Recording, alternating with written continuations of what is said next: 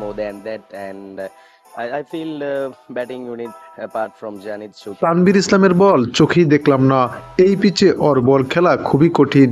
এবার তানভীর ইসলামের 5 উইকেট নিয়ে কেমন মন্তব্য করলেন শ্রীলঙ্কার অধিনায়ক আসালাঙ্কা। দর্শক, বাংলাদেশ বনাম শ্রীলঙ্কার দ্বিতীয় ওয়ানডে ম্যাচে তানভীর ইসলামের দুর্দান্ত ফাইফারে এখন আলোচনার ঝড় চলছে। শ্রীলঙ্কার ব্যাটসম্যান আসালাঙ্কা স্বীকার করেছেন তানভীরের বল সত্যিই ছিল কঠিন এবং বিভ্রান্তিকর। তানভীর ইসলামের স্পেল শুরু হয় ম্যাচের 10ম ওভারে, নিজের দ্বিতীয় ওভারেই প্রথম উইকেট তুলে নেন। এরপর ঠিক যেন বোলিং ম্যাজিকে পরিণত হয় তার প্রতিটি ডেলিভারি। ব্যাটসম্যানেরা বলেন, লাইন বুঝতেই পারছি না।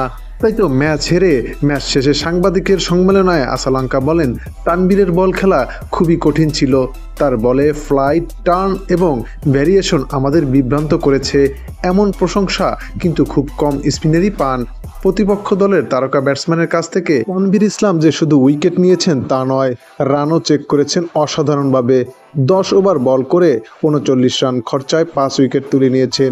বিশেষজ্ঞরা মনে করছেন তানভীর যদি এমনভাবে ধারাবাহিক পারফরমেন্স করতে থাকে তাহলে জাতীয় দলে নিয়মিতই দেখা যাবে তাকে। বিশেষ করে উপমহাদেশীয় কন্ডিশনে এমন স্পিনার দুর্দান্ত কার্যকরী হতে পারে।